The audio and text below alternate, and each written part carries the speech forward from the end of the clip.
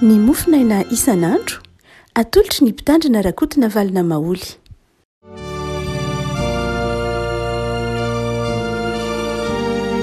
Mpifanarafako no iarabana antsika ity zoma fa 20 ny volana febroary ity dia fahasoavan'ny tompony hampahirentsika hatramin'ny ny voalahatra mofinaina antsika dia ny romanina toko fahasivy romanina toko fahasivy andiny fa 420 romanina toko fahasivy andiny fa 420 ka hatramin'ny andiny fa 420 vakitsika amin'an'i Jesosy. Ahoana ary no olazaintsika? Misy tsy fahamarinana fa amin'Andriamanitra? Sanatry izany. Fa hoy izy tamin'ny Mosesy, izaho hianatra izay hiantrako ary hamindra fo amin'izay hamindrako fo. Koa tsy dia avy amin'izay maniry na amin'izay mihazakazaka zany fa avy amin'Andriamanitra izay mianatra. Fa hoy ny soratra masina tamin'ny Farao, izany no nanandratako anao mba hintiko mampiseho ny heriko ary mba hanambarana ny anarako ho any amin'ny tany rehetra. Koa izay tiany hamindrana fo no hamindrany fo, ary izay tiany ho hamafiana fo no hamafiany fo. Ianao ary dia ianao amiko hoe ko nahoana izy no manome tsiny zany? Fa iza no manohitra ny sitrapony? Tsy raha-lehilahy. Fa iza moa ianao no mamaly an'Andriamanitra? Iza zavatra noforoniny va hanao izay namorona azy hoe nahoana ianao no nanao ahy toy izao? Ny mpanefy lany va tsy manam-pahefana amin'ny tany manga? Ka ny vongana iray ihany no anaovany zavatra samihafa, ny iray ho hajaina ary ny iray atao tsinitsinina. Sa ahoana kosa raha Andriamanitra dia tia anio ny fahatezerany sy ampahafantatra ny heriny aza dia be fahapoka nandefitra tamin'izay fanaky ny fahatezerana voavoatra fisimbana, mba hampahafantarina koa ny herin'ny voninahiny amin'izay fanaky ny famindram-po izay namboariny raha teo azy voninahitra. Dia isika izay nantsony koa, tsy ny avy amin'ny jiosy ihany fa ny avy amin'ny jentilisa koa. Arak'izay nolazainy eo amin'ny Hosea hoe iantsony tsy oloko hoe oloko aho, ary ilay tsy malala hoe malala. Ary any amin'ny tany izay nilazana ahy hoe tsy oloko ianareo, dia any no iantsoina azy hoe zanak'Andriamanitra velona. Ray masonao manao masinana ny fahamarinana ny teninao no fahamarinana. Amen. Fampianaram-ponoana lalina dia lalina ry havana ity romanina toko fahasivy ity. Fampianaram-ponoana izay mampianatra antsika momba ny fahefan'Andriamanitra na ny safidin'Andriamanitra. Misy olana ataontsika hoe ara-panahy na ady am-panahy izay mamperitreritra ilay mpandinika na ataontsika hoe ilay mpametra-panontaniana na i Paoly ihany aza dia mamaly azy ihany ao anatin'ilay tsoratra Paoly hoe Andriamanitra dia mamindra fo amin'izay tiany amindrana fo. Andriamanitra ihany no namboatra ny fon'ny olona, Andriamanitra no namboatra ny sain'ny olona. Dia hoy izy manao hoe amin'ny Exodosy toko 7:30 hoe Andriamanitra ihany no mianatra izay tiany hatrano. Izy ihany no manamafy ny fon'ny olona, izy ihany koa no manamora ny fon'ny olona ary manana fahefana amin'izay tiany atao Andriamanitra. Dia hoy ilay mpametra-panontaniana hoe ka inona ary moa zany nahoana moa zany no manome tsiny any Andriamanitra? Raha izy no manamafy ny fon'ny Farao, nahoana no mbola omeny tsiny ihany Farao? Raha izy no manamafy ny fon'ny olona, nahoana no mbola omeny tsiny ihany ny olona? Dia tsy diso zany ny olona raha ohatra ka Andriamanitra manamafy ny fony amin'ny 20 dia tsy diso zany izy satria avy amin'Andriamanitra ihany le fahamafisam-po. Kinona mahadiso azy? Dia hoy Paoly hoe tsy ny olana tsy any amin'ny hoe satria Andriamanitra nanamafy ny fo dia tsy diso ianao, fa zao teneny manao hoe Andriamanitra manana fahefana amin'ny rehetra. Afaka malala ny tokony ho takatritsika tsara dia ny zavatra anankiroa momba ny fahefan'Andriamanitra sy ny safidin'Andriamanitra. Voalohany indrindra dia izay miverimberina amin'ny soratra Paoly eto amin'ity romanina toko fahasivy ity indrindrindrindra miverina any am-boky noabolana any am'soratra masina manontolo mihitsy aza no hoe Andriamanitra de manana fahefana feno amy zavaboariny. Zay tsy edikevitra. Zay zany de marina ho am' baiboly manontolo ary mbola mariny ny soratra masina eto. Zay lafin'zay dia tsy tokony ho adonoan'ny mpino hoe Andriamanitra de manana fahefana feno amy zavaboary rehetra. Na ny hitatsika maso io na ny tsy hitatsika maso io de ananan'Andriamanitra fahefana avokoa ny zavatra rehetra, ny zavaboary rehetra. Na ninninona ety am'zao hita ambony tany zao na ny zava-maniry io na ny olona io na ny safidin'ny olona io, eny hoy Martin Luther hoe na ny devoly aza mbola ananan'Andriamanitra fahefana. Noho zany dia tsy misy zavatra afaka miala amy fahefan'Andriamanitra zany mihitsy na ny kely varavety ary. Noho zany dia izay fahefan'Andriamanitra zay no resahan'i Paoly eto manao hoe Andriamanitra de tsara ovy tsara fa mana fahefana am'izay tiany atao amy zavaboariny izy. Rehefa tiany no amafisina fo Farao de no amafisiny fo. Rehefa tiany nataony tsara fanahy Josefa de nataony tsara fanahy. Fahefan'Andriamanitra zay. Safidin'Andriamanitra zay. Fa ny faharoa de zao, Andriamanitra koa nefany dia fahefan'Andriamanitra ihany koa de zao manome atsika safidy koa Andriamanitra. Zany hoe ny safidy, izy manana fahefana amy zavatra rehetra eto ambany masoandro. Fa zao kosa nefany Andriamanitra koa dia manana fahefana ka nanome atsika safidy izy. Zany hoe io safidin'Andriamanitra izay mitondra ny zavatra rehetra io dia nanome safidy atsika koa izy. Nanome safidy atsika aza donona fa Andriamanitra manana fahefana amy zavatra rehetra fa napetrak'Andriamanitra ao anatintsika koa lay fahafahana amy safidy eo amy toeran'Andriamanitra. Ohatra hoe itsika de afaka amy safidy na ny ho faty na ny ho velona sanatry. Raha maka boky ny Genesis tsika de izy mantsatry raha lehilahy manao hoe raha mihinana lay voankazo ianao de maty raha tsy mihinanao de velona. Zany hoe fahefan'Andriamanitra io nomen'Andriamanitra atsika olombelona io. Andriamanitra manana fahefana amy zavatra rehetra fa nisy fahefana nomen'Andriamanitra tsika olombelona. Nisy fahefana nomen'Andriamanitra atsika olombelona dia lasa manana safidy tahaka an'Andriamanitra koa isika. Fahefan'Andriamanitra koa zany io safidy zavatra nomen'Andriamanitra atsika io. Ny biby tsy nomen'Andriamanitra safidy mihitsy hoe inona ny sakafo hoaniko androany. Ny biby tsy misafidy an'izany mihitsy hoe inona no ataoko androany. Ny biby tsy misafidy mihitsy hoe raka misy androany sa zoma, tsy manana an'izany ny biby. Fa ny olombelona kosa no nomen'Andriamanitra fahafahana misafidy, fahefana isafidy. Fahefana isafidy zay fahefana afaka anatanteraka lay safidiny. Mazava ho azy. Tsy misafidy fe misafidy fotsiny ny olona fa ny dikany hoe safidy koa de fahafahana manatanteraka ilay safidy. Dia io raha-zavatra anankiroa tsy tokony adonoantsika mihitsy. Hoe Andriamanitra dia manana fahefana amy zavatra rehetra. Nefa Andriamanitra dia manome safidiny olona amin'ny nanome fahefana ny olona isafidy eo amy toerana misy azy na nanome fahefana anao zay zavatra tiany. De zao ry avako malala. Ndraindray eo amy fiainana dia tsy miara-dalana reo. Raha ohatra ka tany am-boalohany, raha ohatra ka tsy nanota ny olona, raha tsy tao anatin'ny olona, raha tsy tao anatin'ny tsy tafidy atao anatin'ny olona ota ny tsy tafidy atao anatin'ny olona ny fahotana, tsy tonga teto am'izao tontolo zao ny ota, dia ho nirazotra mandrakariva ilay fahefan'Andriamanitra mitondra zao rehetra zao sy ilay safidin'ny olona nomen'Andriamanitra azy. Tsy hifanohitra mihitsy reo. Andriamanitra tany am-boalohany de namboatra ny olona isafidy ankalalahana. Fa io tsara boky Genesis toko faharoa andiny fa enina ambin'ny folo.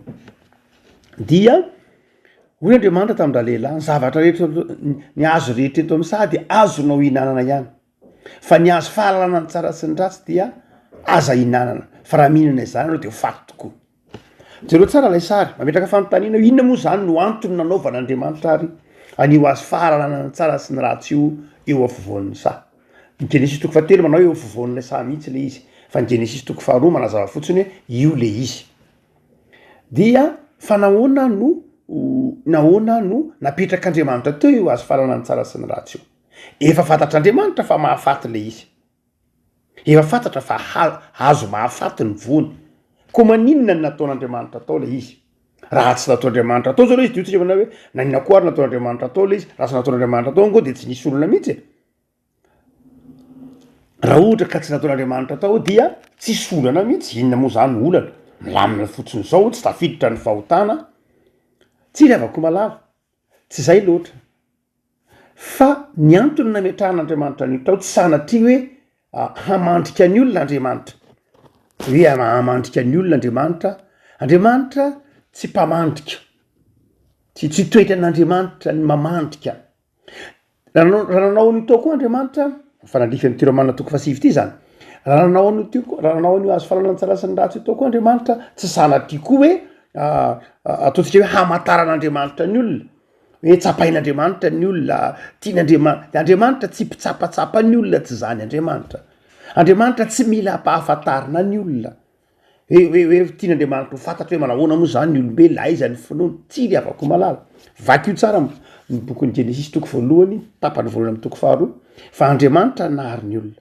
ary rehefa andriamanitra nahary ny olona de fantatr'andriamanitra ny olona eo amafisiny paoly io manao hoe raha lehilahy iza moa ianao no mamary an'andriamanitra zay zavatra noforonina va hanao zay namorona azy hoe nahoana ianao nanao ato izao zany hoe andriamanitra ny mpamorona de rehefa andriamanitra mamorona ny olona de fantatr'andriamanitra ny olona noforonina ataovy hoe misy mpanamboatra fiarakodia Peugeot ny anarany na Citroën ny anarany na Renault ny anarany samanaranyolona daholo moa zany rehetra zany de reny ingénieur zay nanao an'ireny automobile reny de mahafantatra ny antsipriany le automobile namboariny mazava ho azy tsy ny olona hafa mihitsy ny ampianatra aminy hoe zao ny ao anatin'io moteurny automobile namboarinao io izy nanamboatra azy de fatany tsara io fiarakodia namboariny io mazava ho azy de ohatr'izay koa andriamanitra amitsika olombelona itsika olombelona de tsy ilaina mpahafantarina an'andriamanitra mihitsy hoe inona na mila hitsapatsika izy fa fantatr'andriamanitra ny fetratsika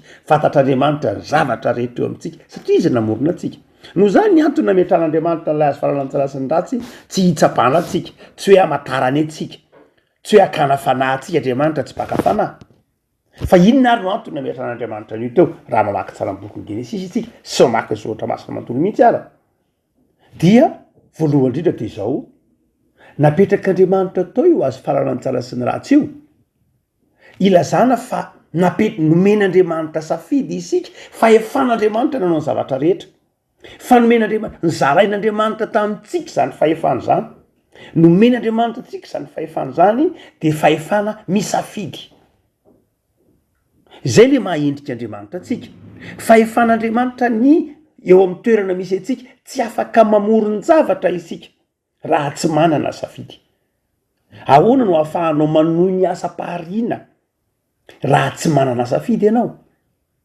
no zany dia lay safidy atao anatytsika izay napetrak'andriamanitra atao anatytsika tsy tonga ho azy atao anatytsika ny fafahana amin'ny safidy fa fahefana nomen'andriamanitra atsika ny fafahana amin'ny safidy mba ahafahantsika manohy ilay asa-pahariana nomen'andriamanitra atsika no zany de zao ry havako ny antony nametran'andriamanitra n'lay azo farana ny tsara sy ny ratsy de ahatonga atsika atsiaro hoe misy safidy nge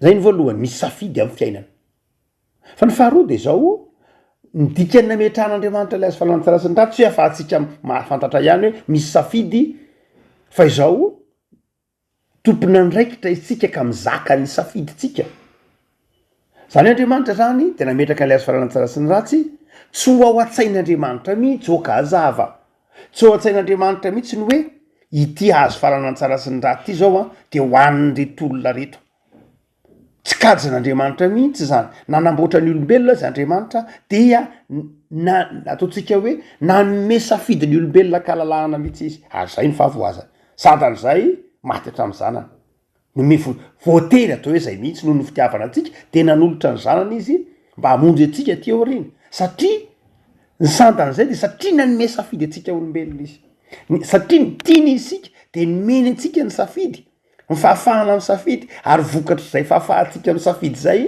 diso isika de tsy maintsy namondy atsika tamin'ny alalany zanany Andriamanitra.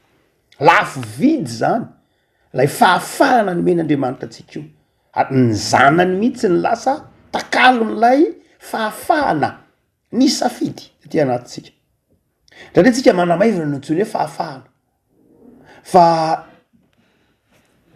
lafo vidy ny rany Kristy no nanafa no nahatonga atsika ny takalony zany fahafahana na ny sandany zany fahafahana nomen'Andriamanitra atsika zany. Raha tsy nomen'Andriamanitra fahafahana ny safiditsika de tsy nasian'Andriamanitra lay azo faranany tsara sy ny ratsy zany to amin'ny Saedena dia ho tsy diso tsy nanao ratsy mihitsy tsika. Nefa am'izay fotoan'izay de tsia de saripakolon'Andriamanitra isika marionnette de zay tian'Andriamanitra ataotsika dia zay tian'Andriamanitra ataotsika ihany nataotsika ka ny olona nilain'Andriamanitra tsy olona tsy saripakoly akory na marionnette fa olona manana safidy zay ny tian'Andriamanitra zay mahendrika Andriamanitra hoe andetsika mbotra olona mitovy endrika amitsika mitafy ny endritsika inona io tsy bika manendrika loatra amin'ny maha olombelona tsy hoe ny tare zay eo ihany fa izao lay toetra mihitsy lay fahafahana io le teneny tsotra masina hoe ndray to otsika hoe manana fanahy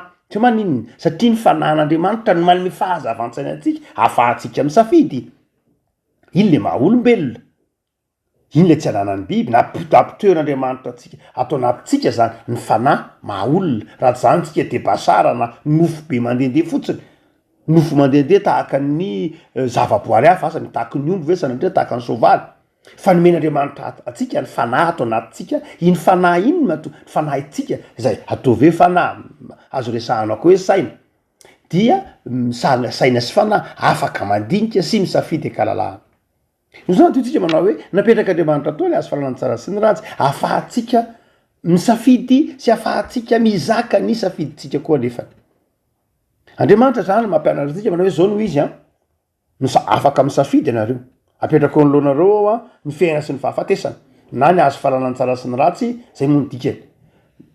Mihinana ianareo de maty tsy mihinana ianareo de velona de zao misafidy ianareo ary mizaka ny vokatry ny safidinareo zany hoe responsable tompon'andraikitry ny safidy zany hoe rehefa misafidy isika de zao mizaka ny safidy itsika mizaka ny vokatry ny safidy itsika isika araka zany zay maha olon-dehibe. Andriamanitra zany de zao manome fahafahana atsika isafidy akalalahana ary nanome atsika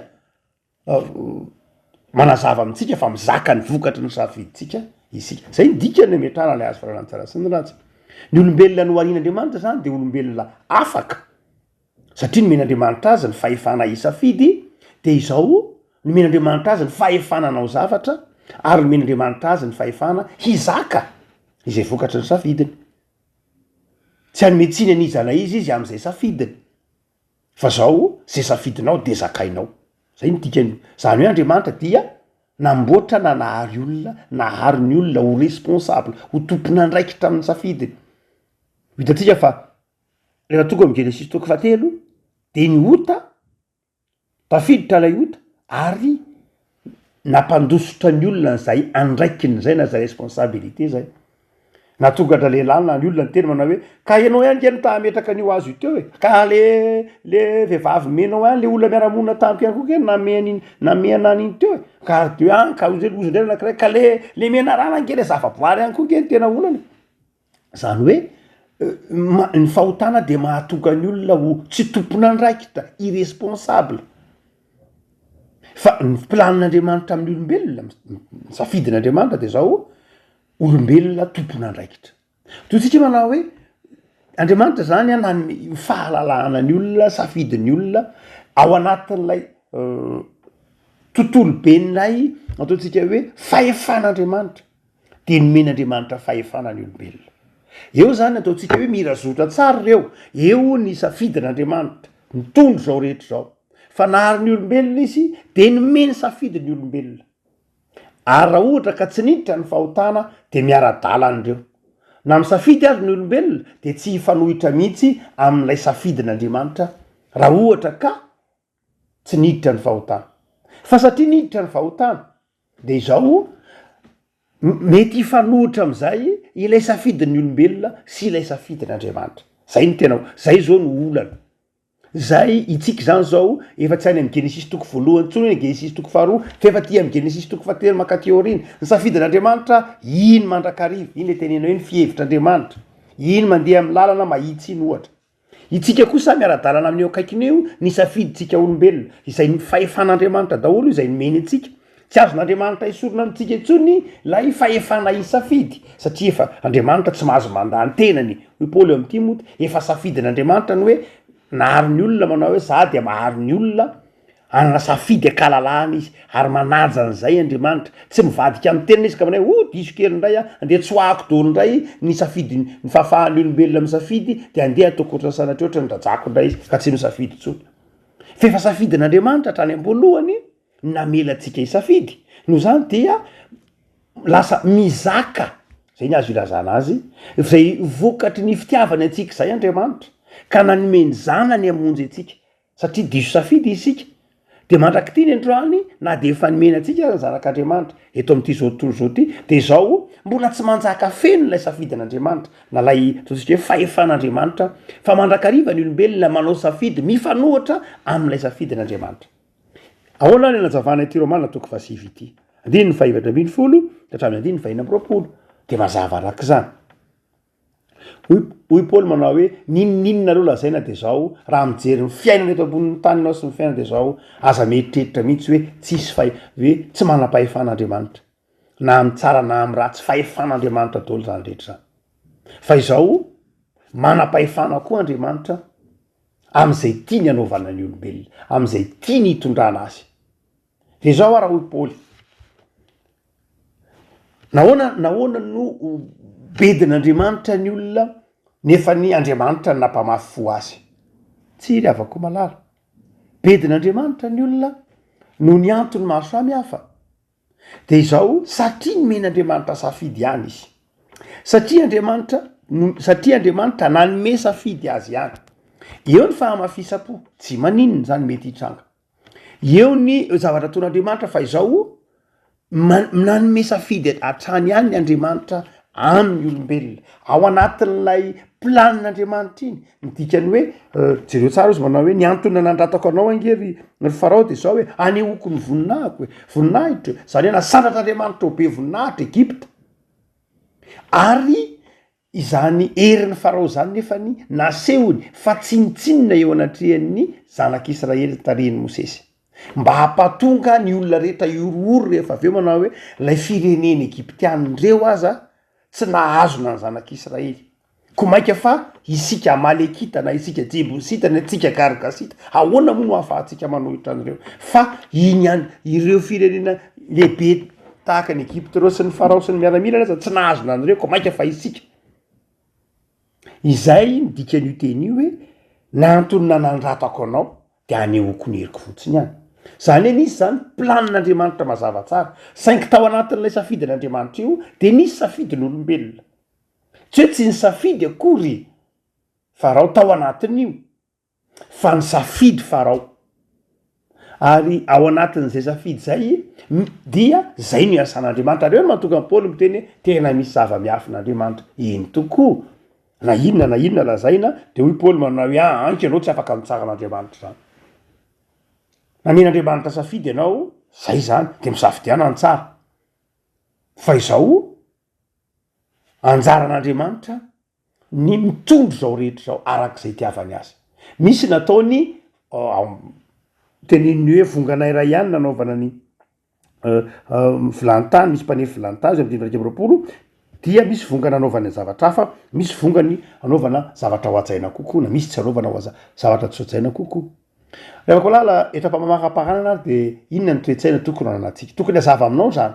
Fa izao ohatra ataovy hoe za dia nisy nanao herisetra tamiko. Nisy nanao herisetra tamiko dia maratra zany zao dia ahoana ny fandehany. Za zao maratra. Safidin'andriamanitra ve zany? Voalohany de zao na inona lazaina de safidin'le olona nandratra anao zany. Tsy sitrapon'andriamanitra lay enao maratra satria safidin'olombelona na atonga anao naratra. Andriamanitra miteny aza mikasitanana aza mamon'olo aza manao heritseritra dika zany tsy ho planin'andriamanitra mihitsy ilay enao naratra de mazava zany. Nisy olona ny safidy teo zany, nisy olona ny safidy teo handratra olona fa izao Andriamanitra rehefa manana fahafahana ny zavatra rehetra mihitsy azon'Andriamanitra ny sakanana iny satria Andriamanitra ho tsika mitondra ny zavatra rehetra, azon'Andriamanitra ny sakanana ho tsy naratra ianao na ho famataranandro 10 minitra na 10 minitra tarakely de tsy mifankahita ianao sy lay olona nandratra anao, fahefan'Andriamanitra zany rehetra zany. Fa zao kosa nefany Andriamanitra mitondra ny zavatra rehetra tena velany mitranga lay zavatra noho ny antony tsy fantatritsika amin'ny fotoana hitranga lay zavatra, noho ny antony tsy fantatritsika fa izy Andriamanitra ihany mahalala azy. Zavako malala rehefa takatra ora fa ny safidin'Andriamanitra zay mitondro zao rehetra zao lehibe de lehibe planiny iny tsy voatery fantatritsika tsy priany fa izao itsika nomen'Andriamanitra fahafahana misafidy koa na nomen'Andriamanitra fahefan'Andriamanitra ihany koa iny. De eto Paoly no manazava an'izay ariavako malala jereny amin'ny alalan'i Jesosy am'izay io de izy manao hoe tandremy tsara fa Andriamanitra no mandahatra ny fiainan'ny olona, mandahatra ny zavatra rehetra amin'ny tsy priany. De io lay nitazomin'ny Calvin manao hoe misy zany ny antsoina hoe prédestination na efa ataontsika hoe lafandarana milo na lamina milo ka misy ny ataontsika hoe nalamin'Andriamanitra ho voavonjy na misy ny nalamin'Andriamanitra ho very na tahaka zany prédestination. Fa raha mamaky tsara ity tsika de tsy mijanona amin'ny prédestination loatra io, tsy zay loatra.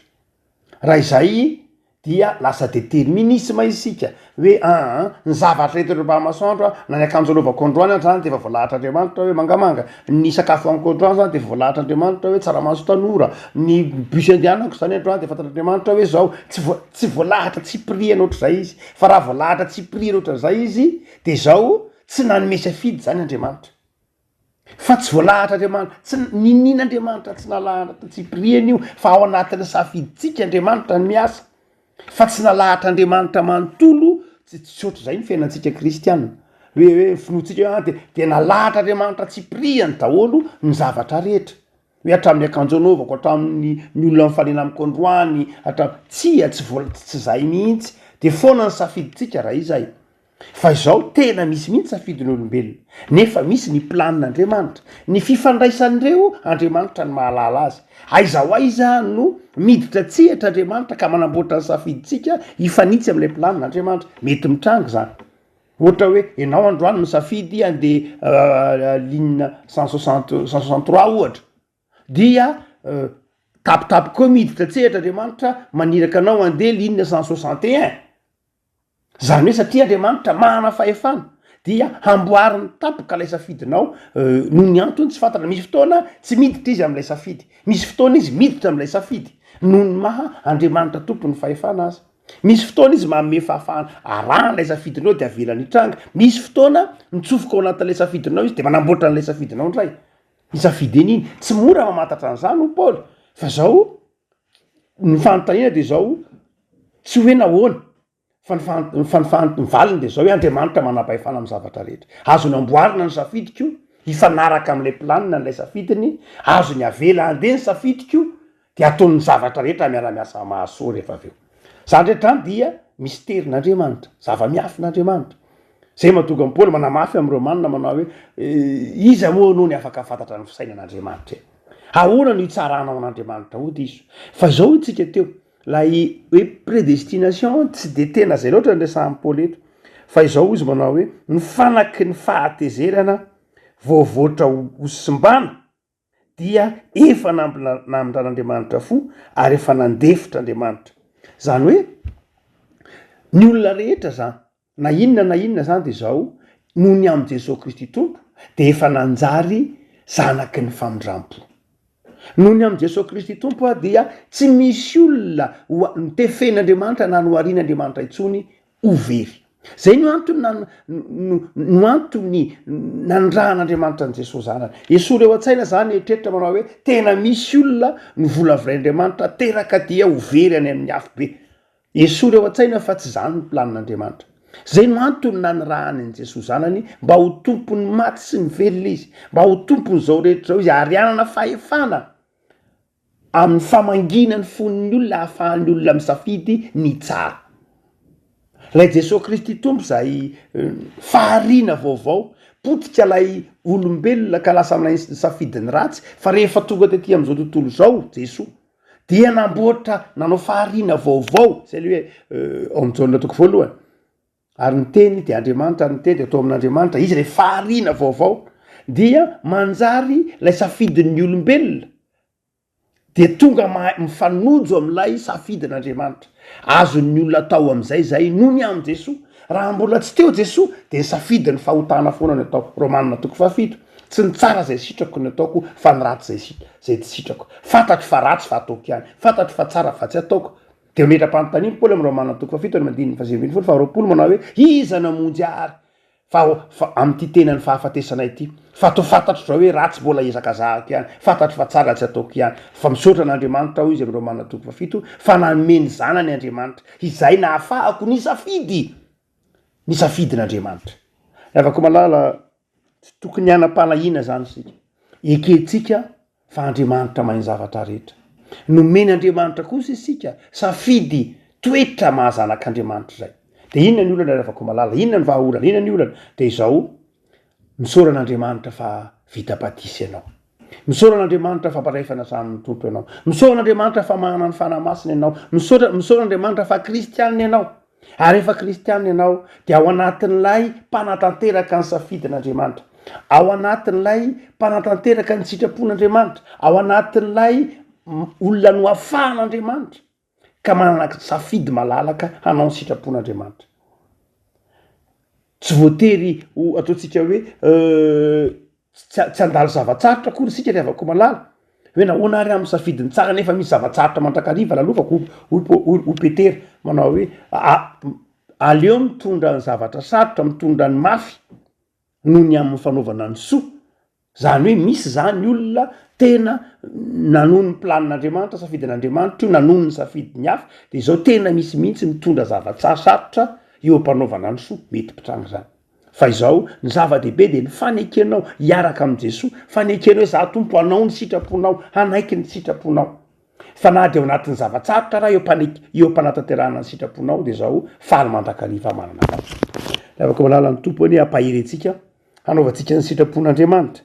fa izao isika de efa no avaoziny jesosy tamin'ny rany ka tonga olom-baovao hanatanteraka ny sitrapon'andriamanitra tompo ao misaotranao zahay fa nomenao fahafantarana ny teninao andriamanitra endry ianao fitiavana ianao mahafantatra anay mihoatra noho ny hafantaranay ny tenanay mahafantatra ny zavaboary mihoatra noho ny hafantaranay azy ary manana fandaminana ny amin'ny zavaboary sy ny asan'ny tananao ianao koa nefa nanome anay safidy malalaka satria zanakao zahay hitokisanao zahay dia nomenao safidy nandray nefa zay tompo misafidy diso so tompo fa nomenao anay ny zanakao malalanao sy ny fanahinao masina mampianatra anay isafidy ary manome anay herim-panay anao ny tsara ary raha marify izay de ampahirezy tompo hitodika aminao hatrany andriamanitra manam-pahefana amin'ny fiainanay manontolo ianao ary ianao koa de manome anay fahefana hitondra ny fiainanay araka zay fantatra efa mapety zany de atao am'izay tompo hitondra ny fiainanay hatrany ifanaraka amin'ny sitraponao efa nametraka ny safidinay eo ampelantananao zay ho safidy tsara koa de ifanahinao masina tompo arako hitoetra betsaka ty anatinay ta io ny fiainanay ho fiasana manao ny tsara ta io ny asanay ta io ny fanoloratenanay ho fiasany ny tsara amboariny safidinay ho safidy pahary safidy fiainana safidy fifaliana eo amin'ny fiainanay ary raha sanatria midify am'izany zahay tompo de ataovy miara-miasa ny zavatra rehetra asoanay amindreo fo zahay mba hitodika aminao hatrany ary aoka izay ataonay hifanaraka mandrakariva amin'ny fahefanao andriamanitra de ta io ny firenenay ta io ny fiangonanay izay fiangonanao ta io ny ankonanay mba samy anao tsara sy safidiny tsara mandrakariva ao amin'i jesosy zanaka amin'n'anatsoka izy ty mpamonjy amen.